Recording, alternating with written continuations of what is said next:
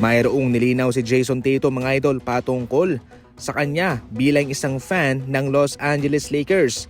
Hindi nakaiwas ito si Jason Tatum sa isang ambush na katanungan ng isang reporter sa kanya na kung ano raw ang kanyang masasabi gayong si Luka ay nasa Los Angeles Lakers na. Ibig sabihin ba nito ay fan na din siya ni Luka? Ang naging kasagutan ni Jason Tatum, bata lang daw ang nanonood ng Los Angeles Lakers. Actually siya, hindi na siya bata. Kaya sa ngayon ay hindi na siya nanonood ng mga laban ng Lakers. Sa ngayon, siya ay isang big fan ng kanyang team na Celtics. Idol na idol ni Jason Tatum si Kobe mga idol. Nagpagawa pa nga siya ng tattoo sa kanyang katawan mga idol dahil lang dito. At sa kahit anong aspeto man ay kanyang iniidolo ito at kanyang inspirasyon sa kanyang career ngayon sa NBA. Subalit dahil ngayon na nasa Lakers na si Luka Doncic mga idol, definitely mahirap to para sa kanya na sabihin na hindi na siya fan ng Los Angeles Lakers. Nakaabot na ng 1,000 career game itong si Stephen Curry. Na-appreciate mismo ng Stephen Curry na umabot siya ng gantong katagal, 1,000 career games. Siyempre sa mga labang ngayon ay maraming nangyari. Naging NBA champion, naging finals MVP, unanimous MVP, at naging greatest shooter of all time pa sa NBA. Siyempre sa buong mundo na rin.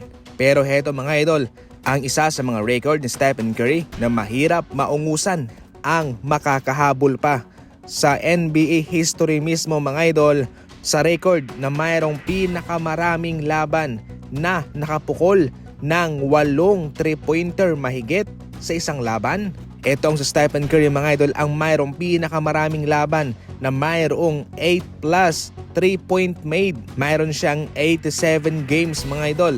Samantalang si Damian Lillard ang sumunod sa kanya pero hindi man nga lang nangalahati. 32 games si Dame, samantalang si Klay Thompson 24, si James Harden 22 games. Imagine mga veteranong player yan.